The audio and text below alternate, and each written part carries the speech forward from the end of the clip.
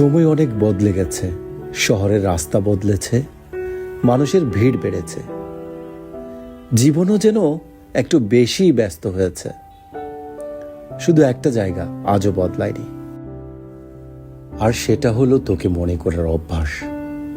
সন্ধ্যা নামলে কখনো কখনো মনে পড়ে যায় সেই দিনগুলো, যখন এক টুকরো আকাশ, এক কাপ চা আর দুজন বন্ধুই একটা পৃথিবী হয়ে যেত। কত হাসি ছিল সেখানে, কত তর্ক, কত স্বপ্ন। মনে হতো এই বন্ধুত্বের গল্প কখনোই ফুরাবে না। আজ সময়ের স্রোতে আমরা দূরে দাঁড়িয়ে আছি, কিন্তু বিশ্বাস কর বন্ধু, দূরত্ব মানেই বিচ্ছেদ নয়।